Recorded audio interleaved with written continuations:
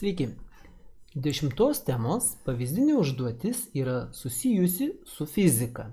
Elektros grandinės jūs jau turėjot mokytis ir tikriausiai žinot, jeigu elektros grandinė yra sudaryta iš nuosekliai sujungtų laidininkų, kurių varžos yra įvairios, ten R1, R2 ir taip toliau, norint rasti bendrą grandinės varžą, reikia kažką sudėti.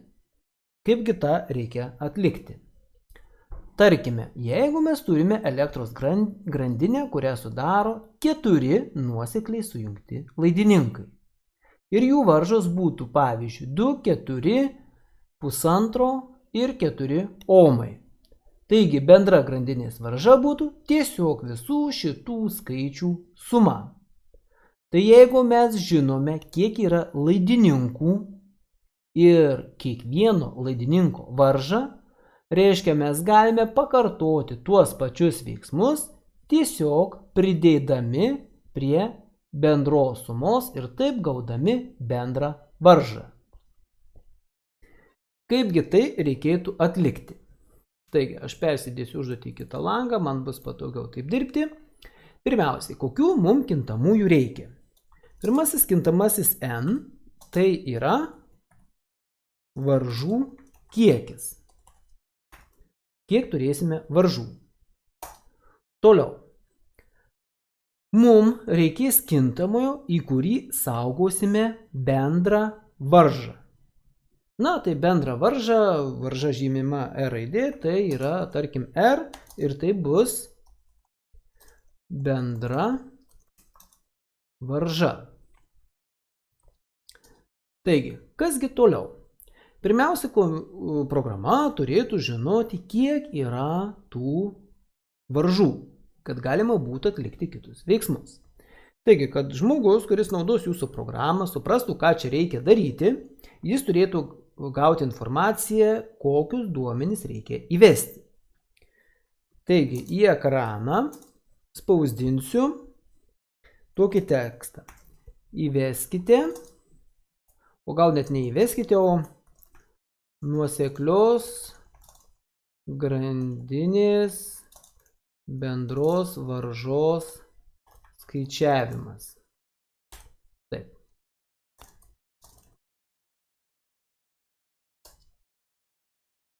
Toliau. Pirmasis pranešimas bus toks. Kad nesusilietų tekstai, aš gal čia netgi paimsiu ir štai padarysiu taip. Ir bus pirmasis tekstas. Įveskite varžų skaičių. Taigi, dabar ką aš esu padaręs, paspaudžiu paleisti. Man kol kas štai yra tik tai tiek. Nuoseklios grandinės bendros varžos skaičiavimas, atskirimo punktyrai ir įveskite varžų skaičių. Kol kas nieko daugiau nevyksta. Dabar, kai jau išspausdina tekstą įveskite varžų skaičių, aš norėčiau, kad man perskaitytų kintamąjį N. Kaipgi tai atrodytų? Štai, kai aš paleidžiu programą, man rašo ką? Nuoseklios grandinės bendros varžos skaičiavimas, įveskite varžų skaičių. Aš, pavyzdžiui, galiu įvesti skaičių 4 ir kol kas nieko daugiau nedaro. Ką man reikės daryti? Taigi, algoritmas kaip turi skaičiuoti? Kiekvieną naujai įvestą varžą turi pridėti prie bendros varžos. Ir tai reikia padaryti N kartų. Taigi, aš galiu rašyti, kad ciklas for, tą, kurį aš prieš tai jau aiškinau, jo kintamasis I, na, aš jį kartais vadinu kaip ir skaitliukas, prasideda, atsiprašau, čia tekstas, tai prasideda nuo vieneto, ir tęsti tol, kol bus pasiekta paskutinė varža. Tai yra įvesti pirmą varžą, antrą, trečią, ketvirtą ir įvesti, kaip matot, mažiau lygu N, tai reiškia įvedinėti tol, kol pasieks paskutinę varžą. O varžas keičiant po vieną, tai yra, čia taip, galvoju, kaip čia paaiškinti, pradės nuo pirmos varžos ir baigs N-tąją varžą. Taigi, ką šitas ciklas turi daryti? Jis turi paprašyti įvesti varžą ir tą varžą pridėti. Bet kad būtų aišku, ką įvesti, būtų gerai, kad atspausdintų pranešimą. Taigi, pranešimas yra toks. Cout, įveskite varžą. Na, kol kas daugiau nieko nedarysiu, sakykime tai, paliksiu kol kas. Žiūrim tokį dalyką. Ką programa, ji dar nieko neskaičiuoja, bet ką ji gali padaryti šiuo atveju. Žiūrėkite, įveskite varžų skaičių. Įvesiu 4. Kiek kartų paprašė įvesti varžą? 4 kartus. Taigi mano ciklas 4 kartus atliko štai šitą sakinį. Na, aišku, šito sakinio man neužtenka. Kai ciklas atlieka šitą sakinį, man reikėtų dar ir perskaityti kažkokį tai kintamąjį. Tai yra būtent tą varžą. Aš susikursiu laikiną kintamąjį rlaid ir tiesiog kintamasis tai vienai tuo metu įvedamai varžai saugoti. Tai būtų, skaitau iš ekrano, ką skaitau, rlaid. Kol kas nieko daugiau nedarau. Štai turiu programą pasileidęs. Įvedu varžas 4. Įveskite taip, sakykim taip ir taip. Taigi, leido įvesti 4 varžas. Tačiau kol kas su tomis varžomis nieko nedaro. O ką turėtų daryti? Jas visas turėtų pridėti prie bendros varžos. O kaip tai daryti? R, tai yra mūsų bendra varža, sukurta štai čia, yra lygu buvusi bendra varža plus naujai įvesta varža. Tai reiškia, kad prie buvusios varžos pridės naują varžą ir išsaugos vėlgi į bendrą kintamąjį. Tokiu būdu ta bendra varža vis didės. Gerai. Ir paskui bus bendras pranešimas, yra toks.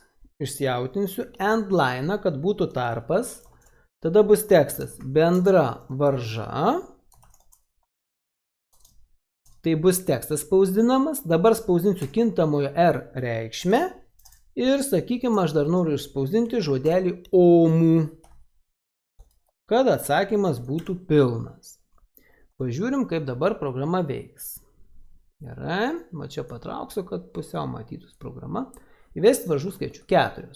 Įvedu tokią, tarkim tokią ir tokią. Rašo, bendra varža 22, na šiuo atveju omai yra, ne omų.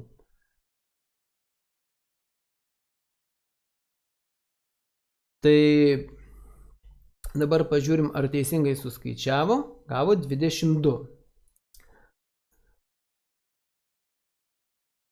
Tai čia omų, galim taip parašyti omai. Dabar gali kartais kilti tam tikrų problemų. Kokių? Pavyzdžiui, bendra varža. Aš prie bendros varžos iš karto kažką pridedu. O kokia buvo pradinė varža, prie kurios aš kažką pridėjau?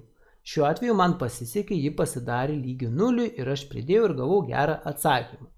Tačiau kartais būna, kad prie to skaičiaus, kurio aš pridedu, atsiranda kažkokia atsitiktinė reikšmė ir paskui prie tos atsitiktinės reikšmės, kai pradeda pridėti naujus skaičius, aš gaunu labai neteisingą atsakymą. Tokiu atveju, prie to kintamojo, kurį aš didinu, reikėtų prirašyti, kad jis pradžioje lygus 0. Jeigu kam kyla klausimas, kodėl prie n nereikia to rašyti, ogi todėl, kad aš n paimsiu iš ekrano. R laidininko irgi paimsiu iš ekrano. Todėl viso to daryti nereikia. Dabar žiūrim taip. Bandysiu suvesti duomenis tokie, kokie buvo teste. Nes mums dar liko ne visas programos pataisymas, dar šiek tiek. Taigi, jeigu aš turiu 4 varžas, viena 2, kita 4, kita pusantro, atkreipkite dėmesį, rašau su tašku. Ir užstrigo programa. Programa paskaičiavo 7 omus ir neleido man įvesti 4. Kodėlgi? todėl kad aš įvedžiau realų skaičių su kableliu, o mano kintamasis tiek įvedamas, tiek bendra varža yra nurodyti, kad jie yra sveikieji skaičiai, jie kablelių nepripažįsta. Tokiu atveju aš galiu pataisyti į float. Float reiškia realieji skaičiai. N nereikia keisti į float, nes N yra varžų kiekis, negali būti pusantros varžos. Taigi vėl pabandom iš naujo. Ir dabar rašau taip. 2, 4, pusantro. Oi, o ką aš suklydau, atsiprašau, varžų tai 4, o aš parašiau 2. Tuoj atleiskit, pakartojam testą. 4 varžos ir 2, 4, pusantro ir 4. Na va, gavo 11,5, kas yra teisingai. Varkoj. Dabar dar toks nedidelis pataisimas, kuris įtakos skaičiavimui neturės, bet aš norėčiau, kad man rašytų įveskite pirmąją varžą, įveskite antrąją varžą. Kaip tą padaryti? Tai galima šitoje vietoje užbaigti tekstą, kad parašytų įveskite, toliau išspausdinti kintamąjį į, kuris keisis 1, 2, 3, 4 ir tada užbaigti tekstą, kuris rašytų taip. Aja. Ir kaip tai atrodytų? O atrodytų štai taip. Žiūrėkit. Taip. 4 varžos. 2, 4, pusantro ir 4. Kaip matote, rašo pirmąją, antrąją, trečiąją, ketvirtąją varžą. Na ir šitas skaičiavimas jau yra toks akivaizdesnis ir aiškiai matosi, kelintą varžą jūs įvedinėjate. Na, tikiuosi, kad visi supratote ir galėsite pritaikyti kitam uždavinukui su ūgiais. Iki.